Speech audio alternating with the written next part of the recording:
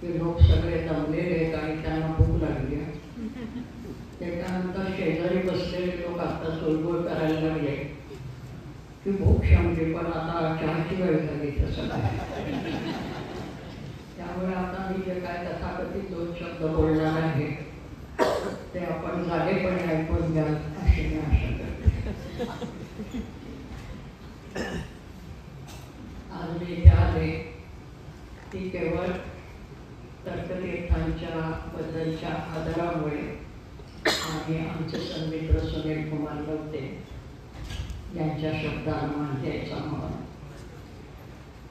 नाही तर भाषण करण्याचे माझी शारीरिक आणि मानसिक क्षमता नाही आहे.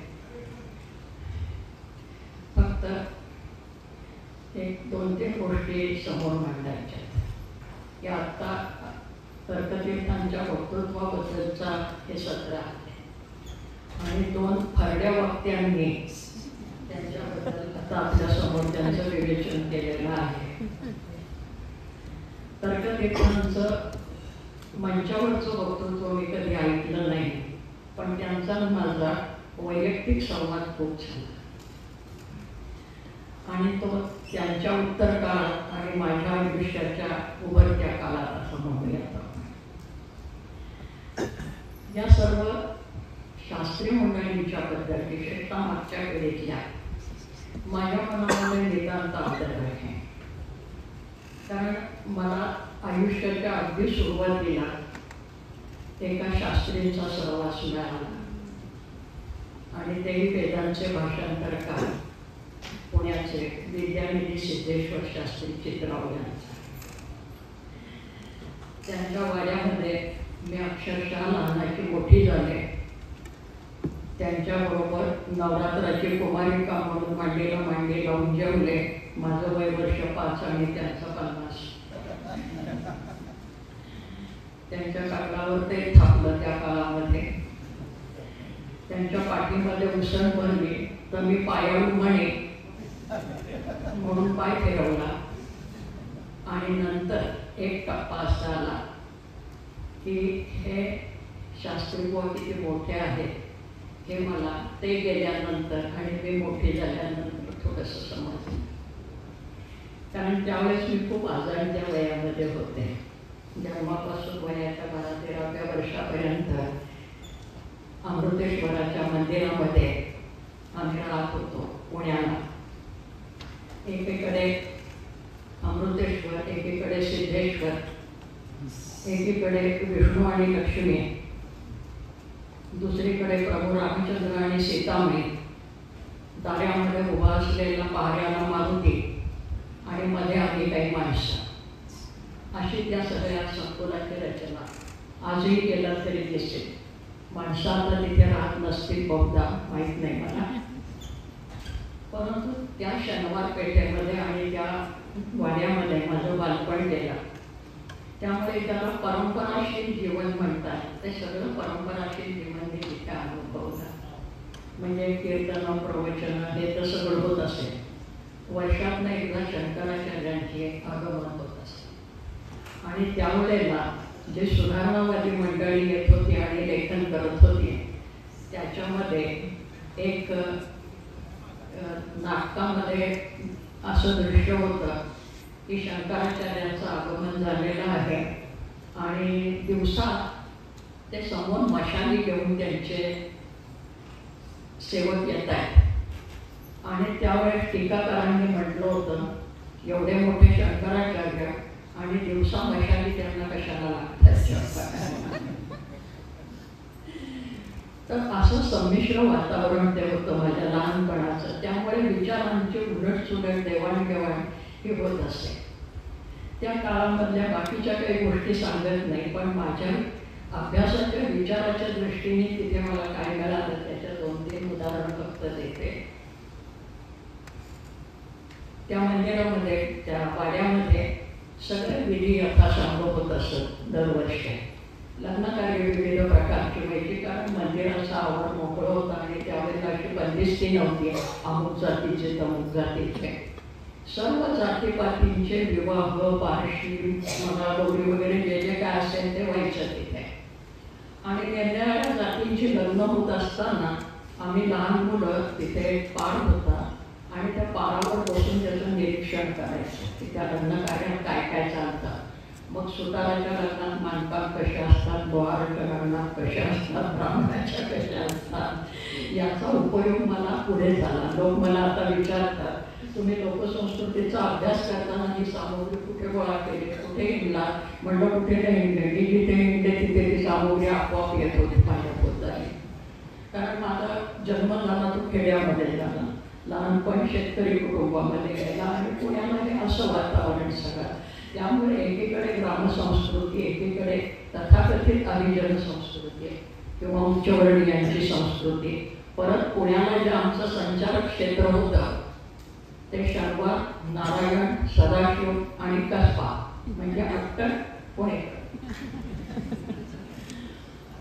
आणि अशा ह्याच्यामधली मी परत त्या पुण्यातनं बाहेर आले वगैरे वगैरे.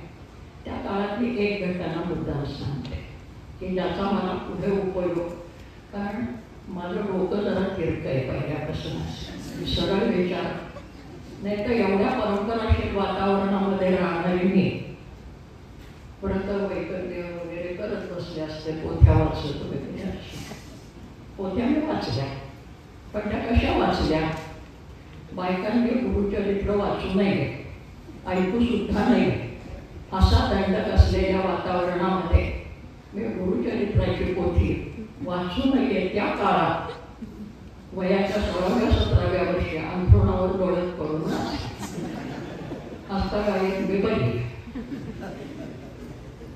तर अशा मी पोथ्या वाचल्या. बाकीच्या बऱ्याच पोथ्या बायकांच्या पाठ असायचे, शिवलेला मृत वगैरे. गावामध्ये लग्न कार्य वगैरे चालायचे आणि आमची उच्चवर्णीयांचं घर असल्यामुळे जरी बऱ्यापैकी शेतकरी कुटुंब असलं तरी गावात दुसरा भिक्षुक नसल्यामुळे आमचे मामा काका यांना लग्न लावायला वगैरे बोलवायचे. मग त्याच्याबरोबर आम्ही पण जायचो. कोण लहान मुलं असतील ते, आजी वगैरे असतील त्या स्वयंपाक पाणी करायच्या देवाला नैवेद्य दाखवण्यासाठी, सत्यनारायण लग्न कार्य काय असेल आणि आम्ही हुंदडायचो तिथे. मग एकीकडे आजी नैवेद्याचा स्वयंपाक करत असायची आणि ते कुटुंब कुठल्या तरी अन्य जातीचं असायचं आणि आम्हाला भूक लागलेली असायची. आम्ही त्यांच्या स्वयंपाकघरात जाऊन त्यांच्या आणि गोळवणी खात असायचो. तर त्याला काय आमच्या आजी आजोबांनी प्रतिबंध केला नाही. एकीकडे परंपराशील वातावरण आणि एकीकडे अशी उदार मनस्कता ही त्यावेळेला मी अनुभवली. त्याचे परिणाम बहुधा पुढच्या जीवनावर झाले असावे. तर त्या शास्त्रीबाईंच्या वाड्यामध्ये, सिद्धेश्वर शास्त्री चित्राबाईंच्या वाड्यात, पुढे मी ते वेद वगैरे वाचले, माझ्या संग्रही आहे, तो सगळा भाग वेगळा. होळीची पूजा होते. स्वतः शास्त्रीबाई होळीची पूजा करतात आणि होळी आपल्याला माहिती आहे प्रामुख्याने कशासाठी प्रसिद्ध आहे. तर ते पूजा झाली की पुढे पेटवली, नैवेद्य पुरणपोळी वगैरे अर्पण केले आणि मग होळीला प्रदक्षिणा घालताना यथास्थित शेवटचा कार्यक्रम सुरू झाला. मी लहान होते, 7-8 वर्षाचे. मी पण त्याच्या पाठीमागे येऊन त्याच्यात सामील झाले, कारण सक्रिय सहभाग असला पाहिजे.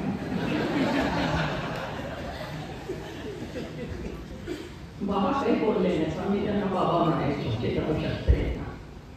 आईने जोरात पाठीचा पाठा घातला, कारण ते बायकांनी बोंब मारायची नसते. शास्त्रीबाई म्हणाले, मारू दे तिला बोंब. मला ते वाक्य का कोण जाणे, पण अगदी पोरल्यासारखं लक्षात आहे. मारू दे तिला बोंब, नाहीतरी बायकांनी बोंब मारण्याचा हा दिवस असतो. पुढेच्या वेळेला मी लोकसंस्कृतिक अंगाने आपल्या सणवार, चालीरीती यांचा अभ्यास करायला लागले आणि आवडत सावडत वाचन करायला लागले. असं सरळ सोट वाचन नाही कधी केलं. म्हणजे एकीकडे मी वेदांची भाषांतरही वाचत होते, एकीकडे जात्यावरच्या ओघ्याही बघत होते, एकीकडे आणखी काही गोष्टी करत होते. एकीकडे चारवाकही वाचत होते, एकीकडे लोकायतही वाचत होते, एकीकडे बुद्ध साहित्याच्या पालीमधला भाषांतरित वाङ्मयी वाचत होते, कारण माझे एक आजोबा हे धर्मानंद कोसांबींच्या मित्र होते आणि पालीचा अभ्यास करण्यासाठी ते त्यावेळेला सिलोनमध्ये गेलेले होते आणि त्यांच्या सहवासात नाशिकला काही वर्ष राहण्याची मला चांगली संधी मिळाली. वेळ आली असं नाही म्हणत, चांगली संधी मिळाली. आणि त्यामुळे ते आमच्या आजोबांच्याकडनंही बऱ्याच गोष्टी मी शिकले. तेव्हा दिसायला त्यावेळेचं वातावरण म्हणजे माझे 100 वर्षापूर्वीची गोष्ट असते, कारण आता मला 85 वर्ष आयुष्याची झाली, त्याच्या आधी 10-15 वर्षाची गोष्ट. ते आजोबा माझे नाशिकमध्ये एज्युकेशनल इन्स्पेक्टर त्या काळातले अतिशय नामांकित वगैरे होते. निरनिराळ्या विषयामध्ये त्यांना रस होता.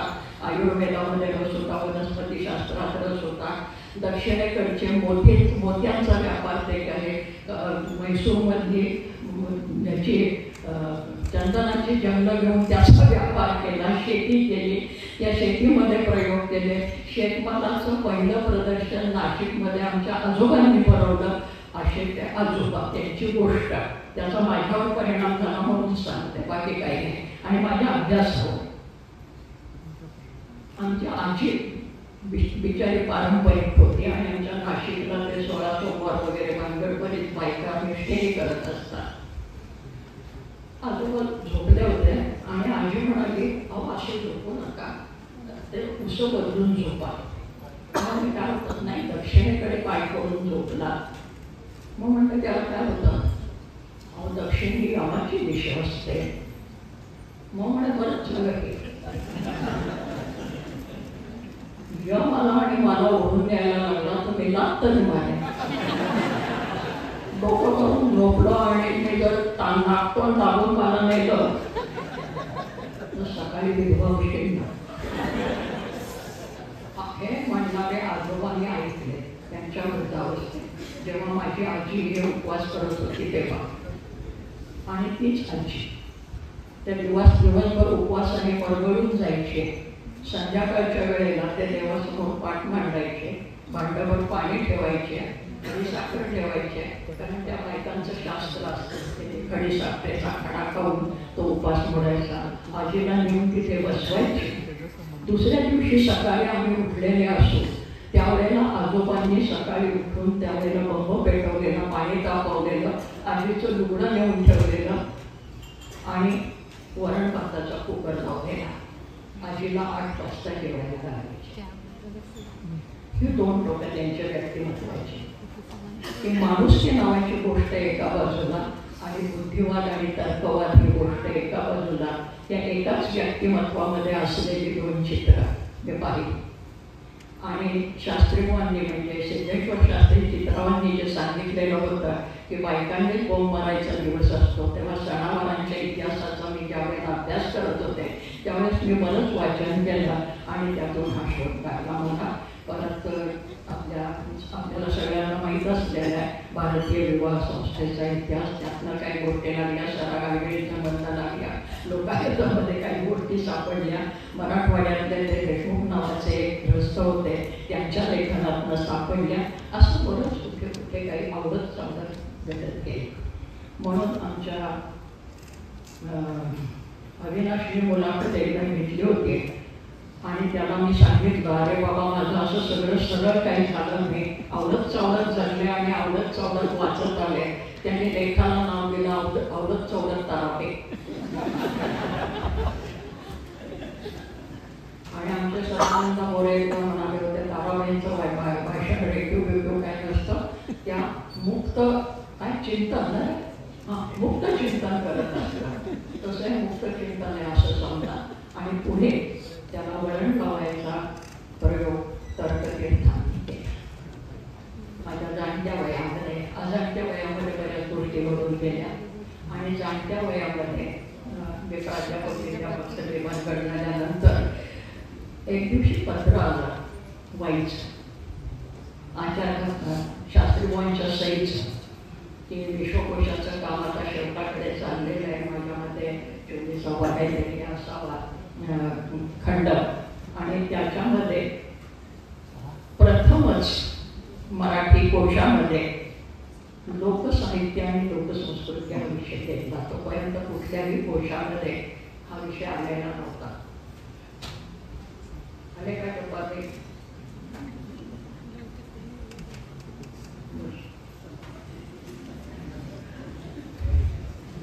तर तिथे माझा पत्र आला शास्त्री बुवांचा, त्यांच्या सहीचं, की विश्वकोशामध्ये आम्ही लोकसाहित्य हा विषय घेतोय आणि त्याच्या अतिथी संपादक म्हणून तुम्ही या. आणि त्यामुळे शास्त्रीजींशी मला संपर्क आला. दर 15 दिवसांनी वाईला जायचं, 1-2 दिवस राहायचं. जुना वाडा शास्त्री बुवांचा आपल्याला माहिती असेल, आमच्या राजभाऊंना माहिती आहे, कारण ते कोळून प्यायले ती वाई सगळी. तर तिथे शास्त्री बुवांच्या शेजारच्या खोलीमध्ये ती माझी व्यवस्था करायची. उन्हाळा असो हिवाळा असो. आणि सुनबाईला सांगायचे की मुलगी एकटी राहते. त्यावेळेला मुलगी होत्या वाटत होते, म्हातारी होत्या. तिच्याकडे लक्ष द्या. आणि मुख्य म्हणजे तिथे इतर मंडळी उतरलेली असायची, संशोधन करणारी, लेखन करणारी कोशामध्ये. त्यांच्यासाठी काही खोल्या असायच्या आणि त्यांच्यासाठी स्नानाची वगैरे अशी एकत्र व्यवस्था त्या जुन्या वाड्यामध्ये होती. त्या सुनेला त्यांनी सांगितलं होतं, वासुदेवच्या बायकोला, की त्या मुलीला तिकडे जाऊ देऊ नकोस, आपल्या घरामध्ये तिची स्नानाची सोय कर, तिला अंथरून पांघरून व्यवस्थित आहे की नाही बघ, तिला चहा पाणी मिळते की नाही बघ. एकीकडे त्या विश्वकोशाच्या कार्यालयात गेल्यानंतर त्या टिपणांच्या बद्दल अत्यंत दक्ष असलेले हे शास्त्री बुवा आपल्या वृद्धावस्थेमध्ये दुसऱ्या बाजूला ती इतके काळजी घेत होते. आणि संध्याकाळच्या वेळेला बागेमधनं ते पाणी घालत येणायचे. ती जुनी झाडी होती लोखंडी, आणि मी त्यांना मग ती झाडी भरून आणून दे वगैरे असले काहीतरी उद्योग करायचे, गप्पा मारायचे. आणि मग गप्पा मारतात स्त्रीमुक्ती या विषयावर वगैरे. आता तुझं ते स्त्रीमुक्ती वगैरे काही निघालेलं आहे ना, तर त्याच्यामध्ये कन्या या शब्दाची व्युत्पत्ती कशी आहे तुला माहिती आहे का? नाही, कारण माझं शिक्षणच नव्हतं झालं काही असं. मी 11वीच्या 10वीच्या पलीकडे मी शाळेत नाही गेले. 11वीच्या पलीकडे 11वी असेच सुरू केले तर नाही. मग ते मला एकेका शब्दाची व्युत्पत्ती सांगायची की ती कन्या, ती लहान, तिची जतन कशासाठी करायचं, कारण हा नातू आहे त्याच्यामुळे आवश्यक. आणि ती छोटासा कण असतो तशी ही छोटीशी कन्या आहे आणि म्हणून तिची काळजी जास्त घ्यायची. असे ते एकेका शब्दाबद्दल बोलत राहायचे. आणि आमचं गावी पुढे जायची. मला अनेक पुस्तकं त्या ग्रंथालयातनं त्यांनी दिलेली. एक ग्रंथ तर त्यांनी मला भेट म्हणून दिला. मला देवप्रसाद चट्टोपाध्याय यांचं लोकायत पाहिजे होतं, तर त्यांनी स्वतः ते आणून घेतलं आणि मला दिले. अजून आहे ते माझ्याकडे. तर अशी माणसं भेटत गेली. शास्त्री बुवांच्या पुष्कळ आठवणी, म्हणजे तर्कतीर्थांच्या पुष्कळ आठवणी आहेत. पण त्यांनी मला त्या कोशामध्ये लिहिलं केलं. आणि त्या कोशाचा संपूर्ण तो भाग जो आहे लोकसाहित्याचा, त्याचं बरंचसं लेखनही मी केलं, संपादनही मी केलं, लोकांच्याकडनं लेख मागवून घेतले. आणि त्यानंतर निरनिराळ्या कोशांच्यामध्ये लोकसाहित्य हा शब्द त्यांनी समाविष्ट केलेला आहे. म्हणजे समाज विज्ञान कोशामध्ये सुद्धा नंतर आला, तो विभागच नंतर आलेला आपल्याला दिसतो. त्यावेळेलाही मग मला समागत त्यांनी बोलून घेतलं, तो भाग वेगळा. पण अशा ही शास्त्रीय मंडळी, जुनी शास्त्रीय मंडळी म्हणजे की आपल्या डोक्यामध्ये काहीतरी एक कर्मठ आणि हे असा विचार असतो. तर मला विद्यानिधी सिद्धेश्वर शास्त्री चित्राव हे असे उदार मनस्क भेटले आणि तर्कतीर्थही अशी उदार मनस्क भेटले. तर्कतीर्थांचं सगळं लेखन संग्रहित करून ते प्रकाशित करण्याचा उद्योग आमच्या सुनील कुमार लोटेंनी केलेला आहे. अतिशय चिकाटीचा आणि चिकट माणूस आहे. चिकाटीचा आहे म्हणजे त्याने ते ग्रंथ छान निर्माण केले, त्याबद्दल वाद नाही. आम्ही पिढ्यानपिढ्या त्यांचे ऋणी आहोत आणि मी अत्यंत यांनी संस्थेमध्ये आम्ही विनम्रतेने सांगते. पण चिकट कसं आहे, मी म्हटलं होतं मी येत नाही आता म्हणून त्रास होतो इथे यायला, मी सांगतोय म्हणून यायचं, म्हणून मी आलो. त्यामुळे आता तुम्हाला काही त्रास झाला तर तिकडे पार्सल करा. तर्कतीर्थांच्या या सगळ्या वाचन जे काय मला आकलन झालं, त्याच्यामध्ये मला असं वाटतं ते लोकसंस्कृतीचं जे मूळ सूत्र आहे ते सूत्र त्यांच्या सगळ्या लेखनामध्ये आणि विचार प्रक्रियेमध्ये आहे की माणसाच्या संस्कृतीची जडणघडण जी आहे ती अभिजन मराठीमध्ये म्हणजे अँथ्रोपॉलॉजिकली मानववंशशास्त्रदृष्ट्या ही आदी ते अद्यतन मगाशी सांगितलं कोणीतरी बोलताना की आदी अवस्थेपासून आजपर्यंतचा जो सगळा माणसाचा प्रवास आहे शारीरिक मानसिक बौद्धिक वैचारिक या सगळ्याचं प्रतिबिंब आपल्याला त्या त्या टप्प्यातल्या संस्कृतीमध्ये आणि म्हणून साहित्यामध्ये दिसतात आणि ते अनेक प्रकारांनी दाखवण्याचा प्रयत्न शास्त्रज्ञांनी शास्त्रीय पद्धतीने केला. मी माझ्या लोकसंस्कृतिक पद्धतीने करते.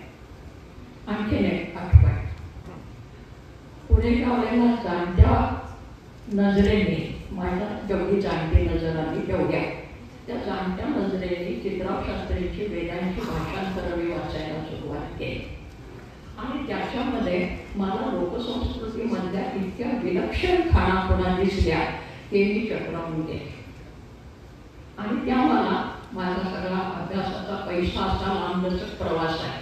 म्हणजे एकीकडे ग्रामसंस्कृती, एकीकडे जुनी संस्कृती, एकीकडे ग्रंथ, एकीकडे लोकसंस्कृतिक ग्रंथ, एकीकडे जात्यावरच्या ओव्या म्हणी उखाणे आणि शिव्या एक एक शिवी ही कधी कधी आपल्या लोकसंस्कृतिक अभ्यासाचे एक संचित असते. याचा एक नमुना आमच्या डॉक्टर रामचंद्र चिंतामणी यांनी दाखवलेला आहे. तशा स्त्रियांच्याबद्दलच्या शिव्यांचा एक प्रयोग मी करण्याचा प्रयत्न करते पण त्याच्या आधी ओव्यांचा केला आहे. तो लवकरच प्रकाशित होतो. एक ओवी साधी ओवी बाईच्या जात्यावरची आपल्याला दिसतं आरामी बाई. आमच्या लोकसंस्कृतीच्या अभ्यासक पुरुषांना खोटं सांगत नाही राहवलं तरी चालेल किंवा त्यांच्यापर्यंत पोचवलं तरी चालेल अतिशय आराम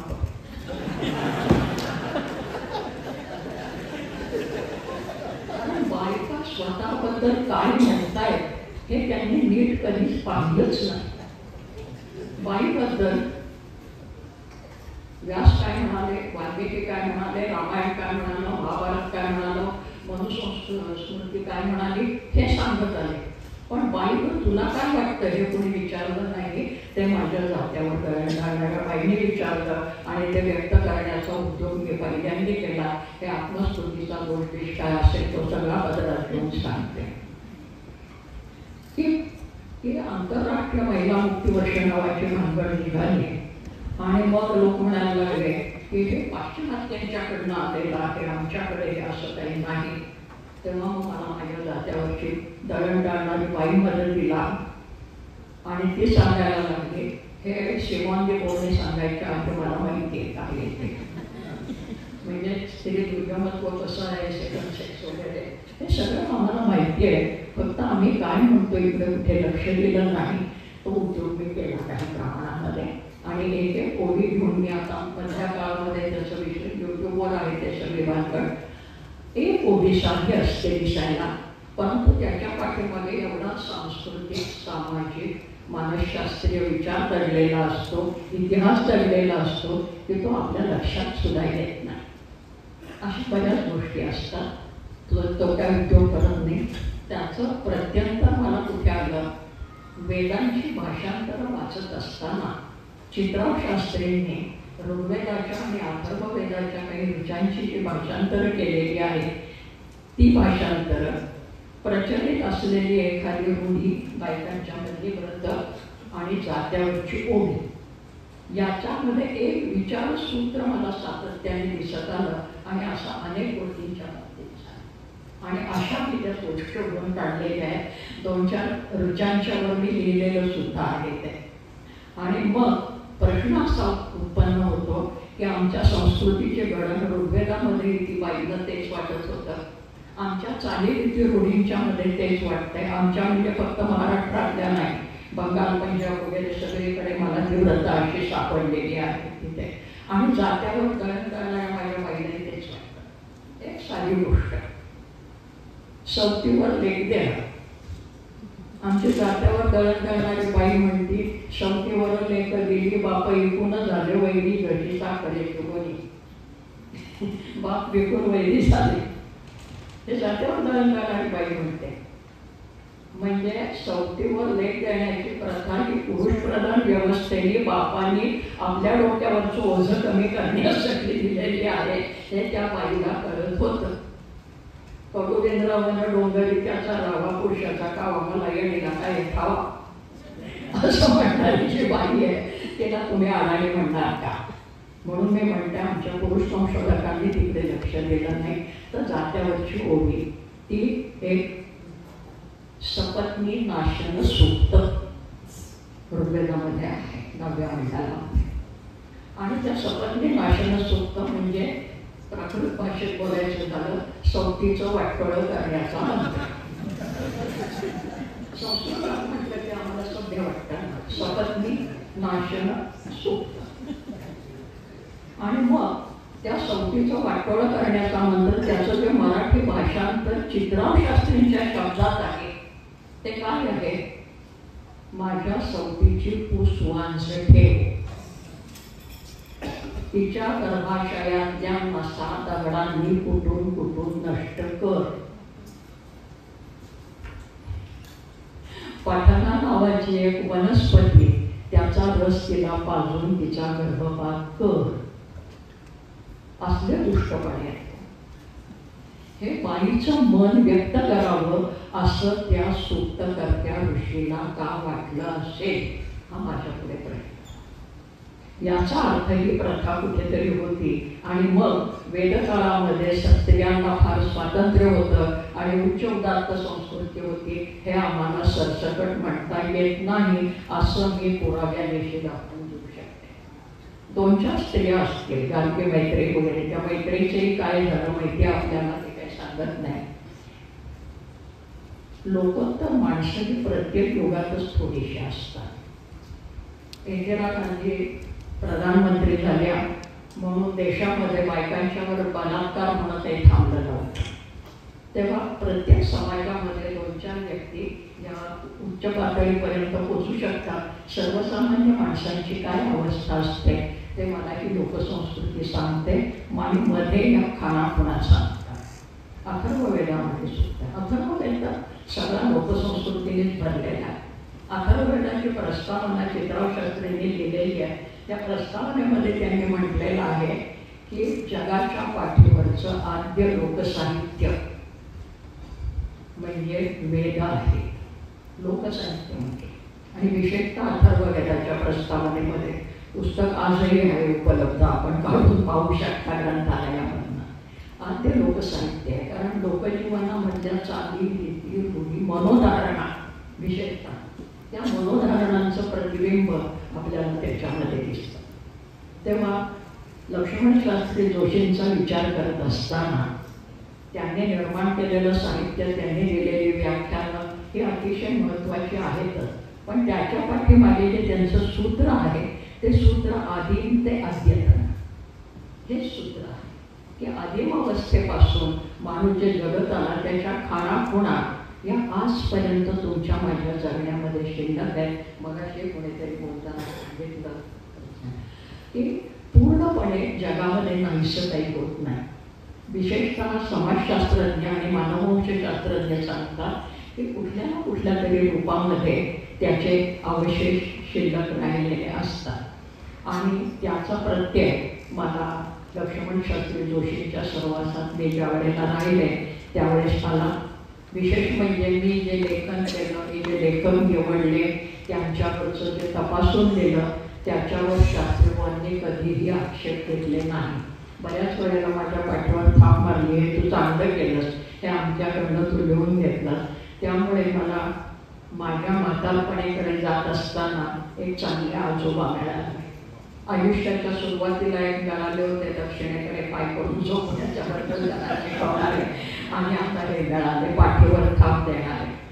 म्हणून लक्ष्मण शास्त्री जोशींच्या संदर्भामधलं हे चर्चासत्र आहे आणि आमच्या सुनील कुमारजींनी जे काम केलेलं आहे ते पिढ्यानपिढ्या टिकणार आहे.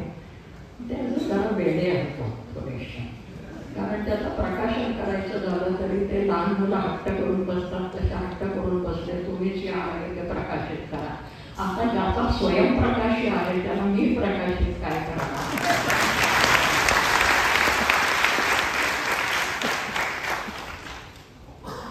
त्या स्वयंप्रकाशी दिव्यापुढे आम्ही आपली ड्युटी उभारली तिथे, कारण काय बाल वाटतं तो पूर्ण झाला. आज त्याचा प्रकाश सर्वत्र फाकतो आहे. इथे असलेले माझे सहभक्त आहेत, ते माझे घनिष्ठ मित्र आहेत. राणांची माझी भेट आज होते, परंतु आम्ही वैचारिक दृष्ट्या आपण मला वाटतं अंतरंग आला होता, पण माझ्या माताकांमुळे खूप होते बाजूला. तर सांगायचं तात्पर्य माणसाचं मूळ जे आहे ते मूळ संपत नाही. आणि लक्ष्मण शास्त्री जोशी हे विकसनशील व्यक्तिमत्व होतं, हे याच्यातनं लक्षात येते. कारण त्यांची सुरुवात अत्यंत परंपराशील विचारधारेमध्ये झाली. त्याच्यानंतर मग ते राष्ट्रवादाकडे राष्ट्रीय विचारांच्याकडे वळत असताना मग ते मार्क्सकडे वळले, रॉईस झाले, आणखी वेगवेगळ्या विचार झाल्या, मानवतावादी झाले, इंग्रजीमधनं वाचन केलं आणि अत्यंत विकसित होत राहिलेले व्यक्तिमत्व. मला तुकाराम बाबाशी त्यांची तुलना करावीशी वाटते. ते तुकाराम महाराज हे असं सतत विकसनशील झालेले व्यक्तिमत्व. बरोबर आहे का सर? काय मोठी माणसं समोर बसलेली असली की घाबरायला होतं. तर अशी विकसनशील व्यक्तिमत्व जी असतात तीच खऱ्या अर्थाने विचारवंत म्हणवण्याच्या व्यक्तीचे असतात. नाही तर कोणी स्वतःला विचारवंत म्हणवतं हे काही त्यांना खरं वाटत असलं तरी बरं नाही. तर खऱ्या अर्थाने मी सुनील कुमारजींची विकसनशीलता पाहत आले. आमचा बेलेंद भाऊ तर घरचाच असल्यासारखा माणूस आहे आणि त्यांचा आमचा मला सारखा आवडत चवडत घेऊन येणार आमचा अविनाश सपरे. हे सगळे प्राध्यापक सपरे अमुक तमुक जरी असले तरी माझ्या दृष्टीने हे सगळे माझ्या म्हातारपणीचे आधारस्तंभ आहेत. आपण सगळे बोलवलं आणि विचार सोडून मुक्तपणे बोलायला परवानगी दिली. कारण आपल्याला अध्यक्षांना थांबवता येत नाही आणि अध्यक्षाचं काम सोपं असतं, कारण त्या विषयावर आधी सगळे बोलून गेलेले असतात आणि इथे तर कालपासून सगळे विद्वान माणसं बोलत आहेत. मग मी आवडत चावडत बाई काय बोलणार, म्हणून थोडंसं आवडत चावडत सांगितलं की हे स्वयंप्रकाशित व्यक्तिमत्व आहे आणि त्यांच्या सहवासामध्ये पुष्पसंगी मातीचा वास लागेल तसा थोडासा स्पर्श झाला त्यांचा. शास्त्रीबांचा झाला, बाकीच्यांचा झाला. ही सगळे मित्रमंडळी आहेत. मला मनापासून खूप बरं वाटलं. मी सर्वांना मनापासून धन्यवाद देते, शुभेच्छा व्यक्त करते आणि